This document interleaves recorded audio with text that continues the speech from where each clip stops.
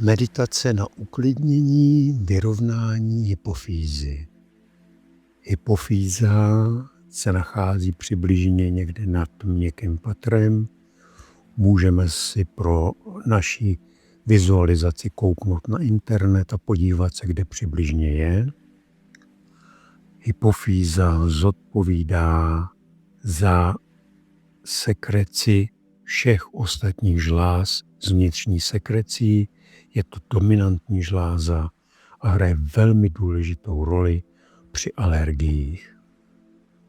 Takže si zavřeme oči, uvolníme se, uklidníme se. Představíme si přibližně místo, kde se hypofýza nachází. Nemusí to být zcela přesné, organismus už si ji přesně najde. Takže v místě, kde je hypofýza, děláme malé krouživé pohyby ve tvaru osmičky a k tomu říkáme informaci harmonizuji.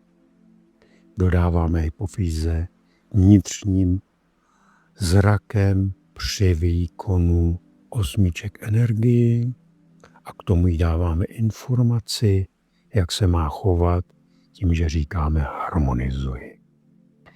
Takže kroužíme malou osmičku v místě, kde je hypofýza, doleva, doprava, dopředu, dozadu, nezáleží na směru.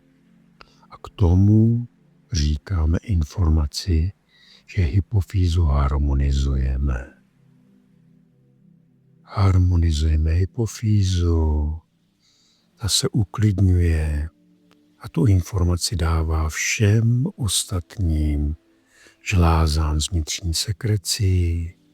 Celý náš organismus se stabilizuje, vyrovnává, uklidňuje a odchází pomalu celá alergická reakce.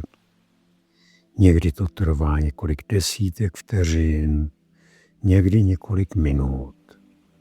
Čím více budeme cvičit tuto meditaci, tím rychleji časem bude nastupovat její účinek a hypofýza se bude rychleji sklidňovat, i alergická reakce bude rychleji ustupovat.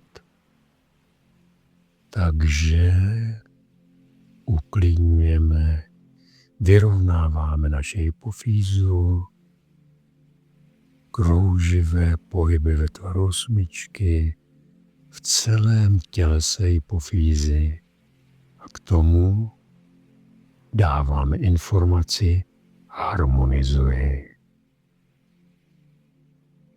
Až ucítíme, že se náš organismus stabilizoval, uklidnil, přestáváme slzet, smrkat, cítíme se dobře, tak poděkujeme našemu organismu, jak se o nás krásně postaral, jak se krásně vyrovnal. A vrátíme se zpátky na zem.